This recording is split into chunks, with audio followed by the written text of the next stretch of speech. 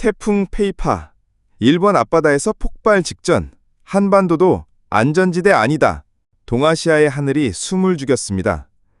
15호 태풍 페이파가 일본 가고시마 남동쪽 180km 해상까지 바짝 다가오면서 한반도와 일본은 지금 거대한 폭풍의 시험대 위에 올랐습니다. 중부지방을 강타하던 비는 잠시 소강 상태에 들어갔습니다. 그러나 이는 단순한 휴식이 아닙니다. 동해안에 불어닥친 강한 동풍은 강원 영동에 집요하게 비를 밀어넣으며 마치 폭풍 전야 같은 불길한 기온을 퍼뜨리고 있습니다. 괴물의 스펙 아직 끝나지 않았다. 중심기압 992헥토파스칼, 중심풍속 초속 18m, 이동속도 시속 24km 북상 중. 현재 중급 세력으로 분류되지만 바다 위 뜨거운 수증기를 계속 빨아들이고 있습니다. 순환 중심이 일부 노출되며 발달이 주춤한 듯 보이지만 바로 이 불안정이 폭발적 강화의 씨앗이 될 수 있습니다. 페이파의 향방은 편서풍의 힘에 달려 있습니다. 동해 남부까지 내려온 편서풍이 길을 막으며 태풍은 오늘 밤 북동쪽으로 급선회할 가능성이 커졌습니다. 문제는 그 궤도 변경이 일본만 때릴지 아니면 한반도 동쪽까지 덮칠지 아무도 장담할 수 없다는 점입니다. 기상 전문가들은 경고합니다. 이번 태풍 끝날 때까지 끝난 게 아니다. 내일 새벽 페이파는 일본 시코쿠 해안에 상륙합니다.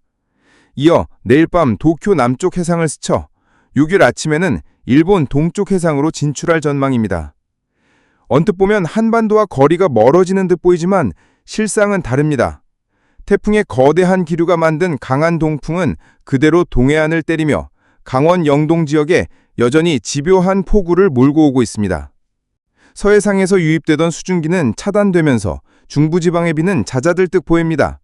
그러나 오후부터 바람이 북동풍으로 바뀌는 순간 영남과 호남 지역이 대기 불안정의 폭단에 휘말리며 소나기와 국지 폭우가 쏟아질 수 있습니다. 태풍 페이파는 단순히 일본만의 문제가 아닙니다. 일본 앞바다에서의 폭발 가능성, 한반도 동해안에 들이운 불길한 그림자, 대기 불안정으로 이어질 2차 폭우, 이 모든 변수들이 동시에 맞물리고 있습니다. 이번 주말, 방심은 곧 재앙으로 이어질 수 있습니다. 태풍은 스쳐도 재앙은 남는다. 끓는 바다 위 한반도, 폭우와 폭염의 인질. 한반도의 하늘은 아직 끝나지 않은 전쟁터입니다. 15호 태풍 페이파가 일본으로 빠져나가고 나면 평온이 찾아올 거라 믿으셨습니까? 착각입니다. 진짜 위험은 그 뒤에 찾아옵니다.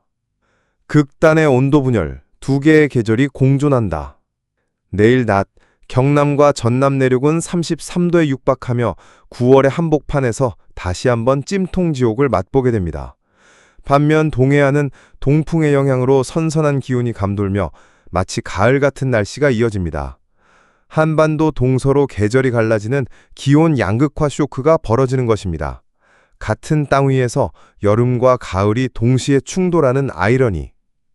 티베트 고기압, 부활의 신호탄. 더 큰 문제는 태풍 이후입니다. 일본으로 빠져나간 페이파의 공백을 메우듯 위축됐던 티베트 아열대 고기압이 다시 남부로 북상합니다. 이는 곧 고온다습한 아열대 공기가 한반도를 뒤덮는다는 의미. 9월이라 해도 남부 내륙은 34도까지 치솟으며 끝나지 않은 여름을 다시 불러올 것입니다. 저녁 무렵 서남서풍이 호남으로 몰려들며 첫 폭우가 시작됩니다. 그러나 여기서 멈추지 않습니다. 밤이 되면 그 폭우는 수도권과 서해안으로 확산됩니다.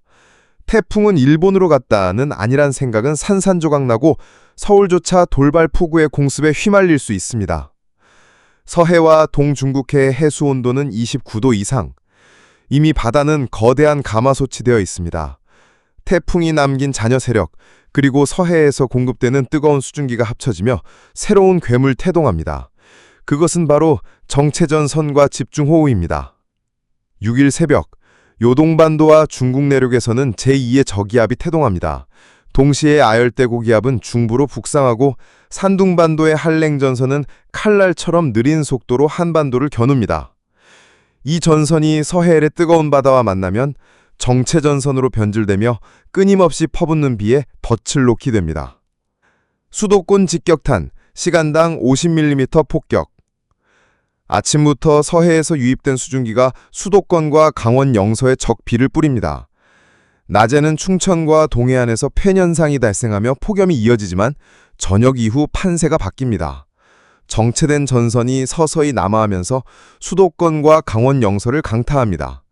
일부 지역에서는 시간당 50mm 이상의 물폭탄이 퍼부어 도시 침수와 하천 범람이 순식간에 벌어질 수 있습니다. 7일 아침, 북한 상공에는 한랭 건조한 공기가 들어오며 고기압이 형성됩니다. 그러나 남쪽에는 여전히 아열대 고기압이 버티고 있습니다. 한반도는 그 사이에 갇혀 양쪽 압력이 충돌하는 폭풍의 전쟁터입니다. 중부지방에는 선상강수대가 정체되며 마치 폭격처럼 무차별 비가 쏟아질 전망입니다. 같은 동네 안에서도 강수량이 극단적으로 갈리는 예측 불가의 혼란이 펼쳐집니다. 이번 주말, 한반도는 단순히 태풍의 그림자를 넘어섭니다. 남부는 아열대 폭염, 동해안은 집요한 비, 호남 영남은 소나기 폭탄, 수도권은 돌발 폭우. 태풍은 스쳐도 재앙은 남는다.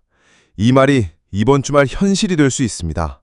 마지막 경고, 9월 한반도, 잠실의 맑음 뒤 찾아올 재앙. 하늘은 아직 끝내지 않았다. 29도에 끓는 바다 위, 습격은 언제든 재개될 수 있다. 폭풍 전야, 6일 밤 수도권 중부 직격탄. 오늘 밤 수도권과 중부지방은 물폭탄의 정면으로 맞을 것이다. 강원과 충청은 7일 새벽 정체전선에 덫에 갇혀 끝없는 폭우를 맞는다. 서해에서 끊임없이 공급되는 뜨거운 수증기는 이 사태가 단순한 소나기가 아니라 하늘이 만든 재앙임을 증명한다. 위험한 평온, 8일, 맑음은 함정이다.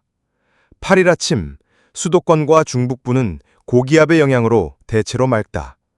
그러나 이 맑음은 안전이 아니라 불안정의 시장이다. 기온이 뚝 떨어지며 안개가 짙게 깔리고 남부와 제주에는 간헐적 소나기와 열대야의 유령이 여전히 발목을 잡는다. 아침 18도에서 25도, 서울 27도, 평년과 비슷함. 낮 23에서 31도, 겉보기엔 평온. 밤 충청, 남부, 다시금 폭우 재개. 9일, 하늘이 갈라진다. 몽골 상공에 자리 잡은 영하 20도의 한계가 중국 중북부로 내려와 연속적으로 한랭 고기압을 만든다. 동시에 항하이 부근에서는 온대 저기압이 태동, 북동쪽으로 치고 올라와 충청과 남부지방에 또다시 비를 쏟아붓는다. 예측의 변동성은 남아있지만 패턴은 명확하다. 잠시의 맑음 뒤 다시 폭우. 끝나지 않은 열대야의 유령. 남해안과 제주에 남은 열대야는 계절의 잔재가 아니다.